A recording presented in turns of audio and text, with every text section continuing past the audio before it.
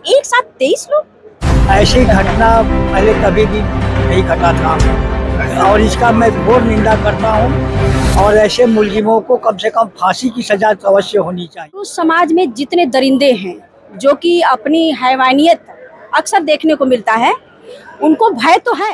फिलहाल बनारस में एक ऐसी शर्मनाक घटना दोबारा फिर घटी है, क्योंकि कुछ दिन पहले ही IIT BHU में भी ऐसा घटना सामने आई थी। समाज में इस प्रकार की घटनाएं क्यों घट रही है? क्या कानून इस पे कमजोर पड़ रहा है और क्या मुद्दा हो सकता है, क्यों ऐसी घटनाएं घट रही है? सोशल मीडिया है या कहीं जो स्वतंत्रता की बात होती है, स्वतंत्रता का इस पे क्या है, क्या उसको ज़्यादा मिल रही है या उसका दुरुपयोग किया जा रहा है? इन तमाम मुद्दों पे हम बात करेंगे। अभी हमारे साथ बातचीत के लिए वरिष्ठ अधिवक्ता वीरेंद्र सिंह जी हैं, वीरेंद्र कुमार गुप्ता जी हैं और वंदना मैम जी हैं और रमाशंकर शर्मा जी हैं और सर नवनीत गुप्ता जी हैं।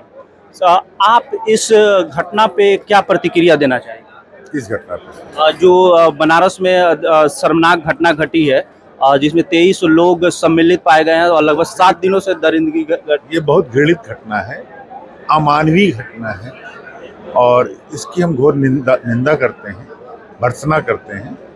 और इस तरह के कृत्य में जिनकी मानसिकता दूषित हो चुकी है, मस्तिष्क दिमागी रूप से जो घृणित हो चुकी है, जिनके दिमाग में केवल घृणा और केवल कुकृत्य भरा हुआ है, वो इस तरह का कृत्य करते हैं। सामान्य व्यक्ति इस तरह का कृत्य नहीं कर सकता। ये लगभग 7 दिनों तक अलग अलग जगहों पे ये घटना घटी है, मतलब कि एक जगह फिर दूसरी जगह। इस पे समाज भी खामोश नजर आ रहा है। समाज खामोश इसलिए नजर आ रहा है कि कोई किसी के फटे में पैर नहीं लगाना चाहता और ये चीजें गलत हैं। जब हम किसी के सहयोग में खड़े नहीं होंगे तो हमारे पर जो कोई विपदा आएगी, आपदा आएगी, तो हमारे खिलाफ भी, हमारे साथ भी कोई खड़ा नहीं होगा। तो इस बात की मैं घोर निंदा करता हूं और मैं इतना चाहता हूं कि समाज में जो पहले की रीतियां थी, किसी के घर में गम पड़ा हुआ कोई व्यक्ति दुखी है तो 10 लोग उसके साथ खड़े होते थे। दुख बांटने से घटता है और धन बांटने से बढ़ता है, लोग कहा जाता है, विद्या बांटने से बढ़ती है, तो गलत नहीं कही गई। क्या पुरुष समाज में कानून का भय नहीं दिख रहा है? जी नमस्कार, Vandana Singh advocate, district court Varanasi. पुरुष समाज में जितने दरिंदे हैं जो कि अपनी हैवानियत अक्सर देखने को मिलता है, उनको भय तो है, लेकिन हमने कहा ना कि हमारा कानून लचीला है। एक तरफ सजा दिलाते हैं तो एक तरफ छूटने का भी प्रावधान है, तो कहीं न कहीं से भय तो है, लेकिन उसमें भी ऐसे लोग हैं जो उस भय के बावजूद भी यह कृत्य बार बार कर रहे हैं। हम पूछना चाहते हैं कि कब तक महिला इन दरिंदों के दुर्व्यवहार को, या कब तक महिला के साथ बार बार इस तरह का रेप की घटनाएं घटती रहेंगी? आए दिन मिल रहा है सूचना, कभी गोरखपुर में तो कभी यहाँ, कभी निर्भया कांड।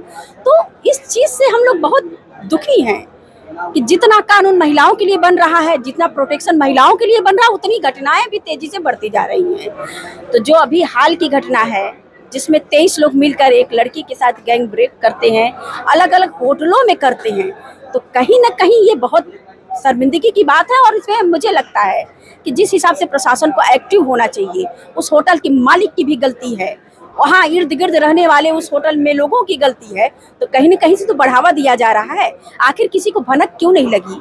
7 दिन से उस महिला के साथ रेप लगातार हो रहा था, क्यों नहीं खबर मिली? या रूटीन, जैसा कि मेरा कहना है कि पुलिस क्यों नहीं एक्टिवेट होती है, पहले क्यों नहीं? ऐसे तो किसी को पकड़ना रहता तो सर्विलांस पे लगाते, तुरंत पकड़ लेते। पुलिस चाहे तो हर घटना का उसको सूचना हो, उनके मुखबिर घूमते रहते हैं एरिया वाइज। इस घटना की सूचना पुलिस को क्यों नहीं मिली? तो हम तो इस बात की घोर विरोध करते हैं, निंदा करते हैं, और किसी ने भी जिन लोगों का इसमें आरोपियों का हाथ है, उनको कड़ी से कड़ी सजा मिलनी चाहिए और ऐसे लोगों के खिलाफ कठोर कानून जो बन रहे हैं और भी सख्ती से बरता जाए, यही मेरा कहना है। समाज का एक वर्ग है जो ये आरोप लगा रहा है कि सहमति की वजह है। सहमति एक लोग के साथ होती है, अनेकों के साथ नहीं होती है। हम अगर ये भी बात मान लेते हैं कि कुछ लोग कह रहे हैं कि लड़की ही गलत है, तो लड़की एक के साथ गलत होती है, एक साथ 5 लोग, 10 लोग, 23 लोग, ये संभव ही नहीं है। जैसा कि कहा जाता है कि लड़की की सहमति किसी एक के साथ हो सकती है, हो सकता है उससे उसका क्लोजअप खत्म हो गया रिश्ता दूसरे के साथ, लेकिन एक साथ 23 लोग, ये कैसे पॉसिबल है? और इस पे हमारे माननीय उच्च न्यायालय का भी आदेश है, रूलिंग वगैरह है कि एक से अधिक अगर व्यक्ति मिलकर किसी के साथ इस तरह का कार्य करते हैं, घृणित कार्य करते हैं, तो यह रेप के मामले में आएगा। तो देखा जाए तो उसके साथ अन्याय हुआ है, उसको न्याय मिलना चाहिए। और हर एक माँ बाप को, चाहे वो लड़की की माँ हो चाहे लड़का का माँ हो, लड़कियों को स्वयं सशक्त होना पड़ेगा, निडर होना पड़ेगा। और ऐसे खिलाफ उन लड़की हो सकता है कि अलग अलग होटल में, मैं एक तरह से एक भी मेरे मन में भी क्वेश्चन आ रहा है, क्या इतना सा भी इसको चांस नहीं मिला कि वो खबर कर सके किसी को? कहीं न कहीं चीजें हैं, एक जगह से दूसरी जगह जा रही होगी तो वहाँ पे समाज भी खामोश। तो क्या सत्यता है, ये तो जांच की विषय है। सत्य तथ्य सामने आने पे भी ये कहा जा सकता है। लेकिन अगर हमारा मानना कि अगर लड़की ना कहती है तो ना, अगर लड़की चाह दे तो किसी की हिम्मत नहीं कि उसको टच कर दे कोई। लेकिन जहाँ बलपूर्वक किसी 10-20 लोगों के साथ छल पूर्वक नशे की हालत में ऐसे कृत्य किए जाते हैं, तो भाई ये तो कोई भी नहीं बच पाएगा। और वो तो मान लीजिए एक आम लड़की थी, तो उसको न्याय मिलना चाहिए। गुरुजी, हमारा समाज कहाँ जा रहा है, किस डायरेक्शन में? हमारा समाज बहुत काफ़ी गिर गया है, विशेष तौर से पुरुष वर्ग, जो कि वो इतनी अमानवीय घटना घटित हुआ है इस वाराणसी जिला में। ऐसी घटना पहले कभी भी नहीं घटा था और इसका मैं घोर निंदा करता हूं। और ऐसे मुलजिमों को कम से कम फांसी की सजा तो अवश्य होनी चाहिए। जो 23 लोग मिलकर एक लड़की के साथ गैंग रेप करते हैं, जो हर तरीके से क्षमा योग्य नहीं है और यह अमानवीय कृत्य है। क्या पुलिस को पहले से ऐसे होटल और जो भी संस्थाएं हैं वहाँ पे अचानक जो चेकिंग की व्यवस्था होती है, कभी कभी क्यों नहीं हो रहा है? पुलिस के ऊपर हम आरोप नहीं लगा सकते, क्योंकि पुलिस अपना काम करती रहती है, वो रूटीन चेकिंग उसकी होती रहती है। मेरा सवाल बस यही है कि अगर घटना हो रही थी तो वो होटल में हो रही थी, होटल के लोग किसी को क्यों कोई संदेशा क्यों नहीं हुआ?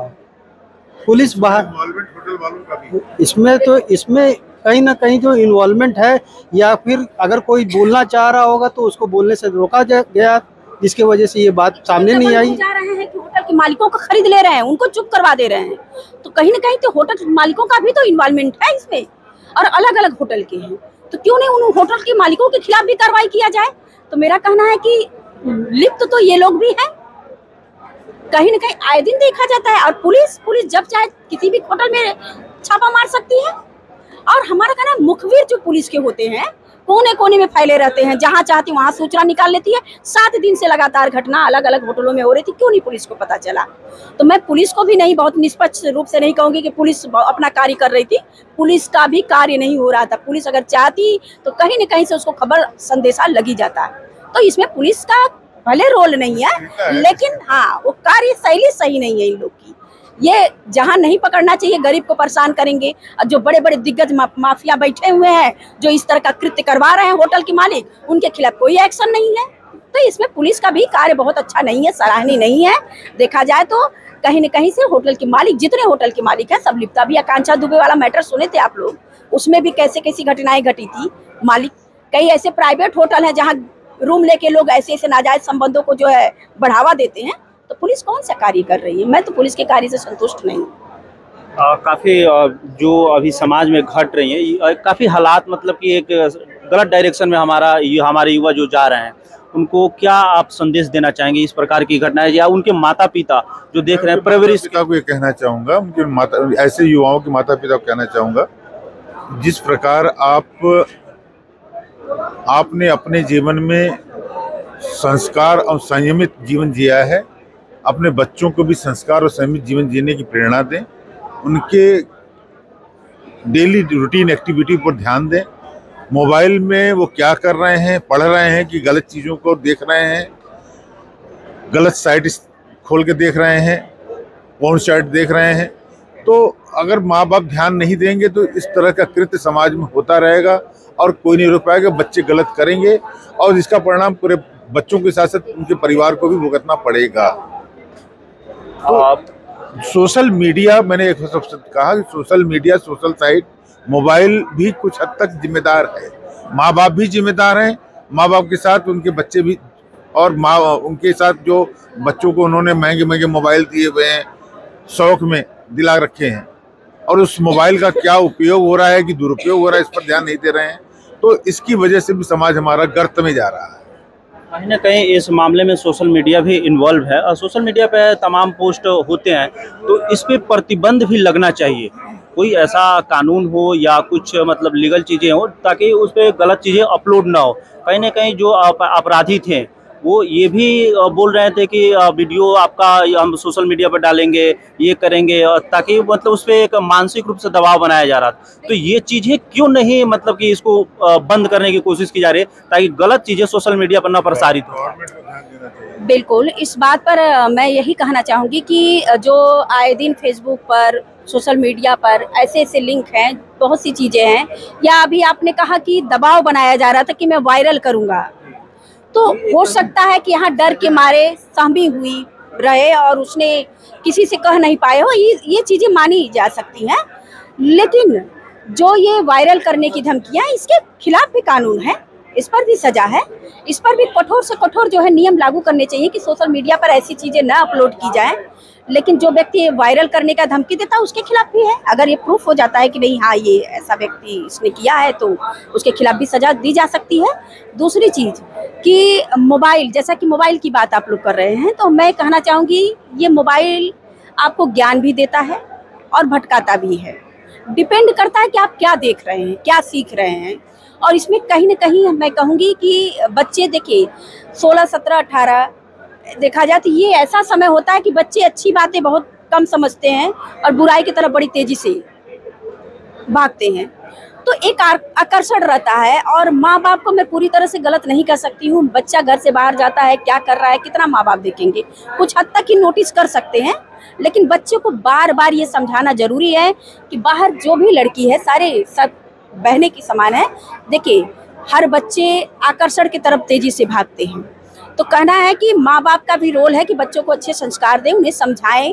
और कहीं ना कहीं कुछ बच्चे मन बिगड़ैल टाइप के होते हैं, मनबर टाइप के होते हैं, माँ बाप के समझाने के बावजूद उन पर कोई असर नहीं होता। तो ऐसे लोग ही अपराधी बनते हैं, ऐसे लोग रेपिस्ट बनते हैं, ऐसे लोग ही समाज को घिनौने ऐसे अपराध करते हैं।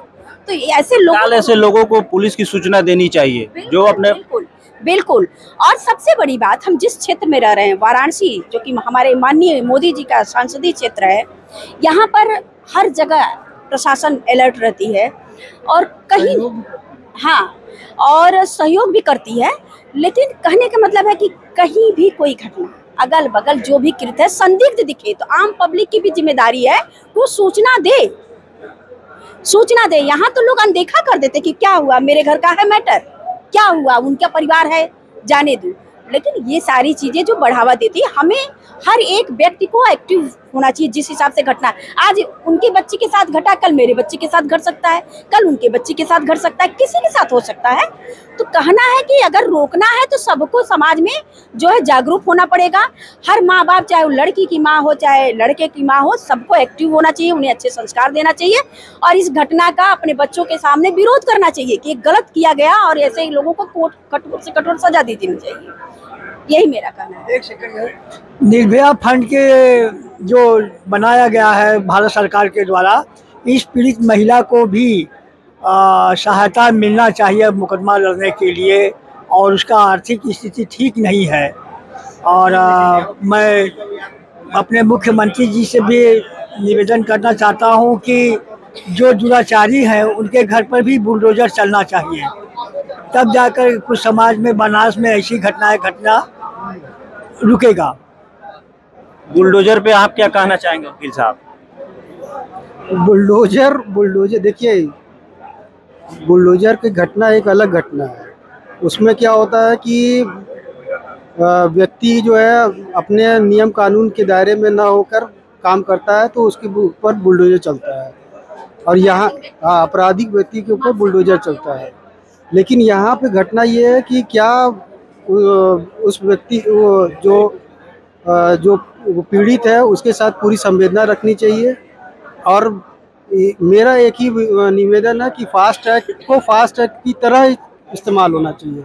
जैसे कि पॉक्सो केस में हुआ था, अभी सन याद नहीं है मुझे, लेकिन एमपी में एक घटना हुई थी, मात्र 7 दिन के अंदर इसमें पूरी निर्णय आ गया था। 7 दिन के अंदर निर्णय दिया था।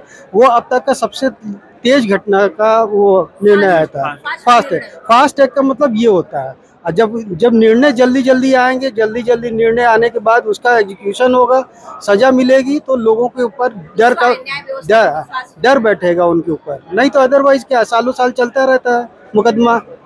इसमें क्या मतलब है, फास्ट ट्रैक का मतलब क्या आ गया? ठीक है, और थोड़ा पेंडेंसी है, हम मानते हैं पेंडेंसी है, लेकिन इसको मतलब जो ऐसी घटना है उनके साथ उस तरह से व्यवहार करना चाहिए, बहुत ही त्वरित तरीके से इसकी कार्रवाई करनी चाहिए। डे बाई डे हियरिंग होनी चाहिए इसकी, डे बाई डे हियरिंग करके इसकी त्वरित कार्रवाई करते हुए निर्णय देना चाहिए, ताकि उसका जो है इसमें पुलिस प्रशासन के साथ साथ हमारी न्याय प्रणाली को भी एक्टिव होना पड़ेगा, और उसमें इस तरह के मामले में डे बाई डे हियरिंग करके त्वरित निर्णय देना पड़ेगा। इस मामले में पुलिस और न्यायालय अपने कार्य को कर रहा है। कहीं ना कहीं मुझे नज़र आ रहा है कि समाज इस पे खामोश है, तो समाज को जागृत होना पड़ेगा और उसे अपना दायित्व निभाना पड़ेगा। ऐसे अगर हरकतें हो रही है या आशंकाएं लग रही है तो ज़रूर पुलिस को इन्फॉर्मेशन देना चाहिए, क्योंकि 7 दिनों तक ये बनारस के शहर में ऐसी दरिंदगी हो रही थी। काफ़ी शर्मनाक घटना है। इस पर आपकी क्या राय है, जरूर कमेंट के माध्यम से पूछाइएगा। नमस्कार।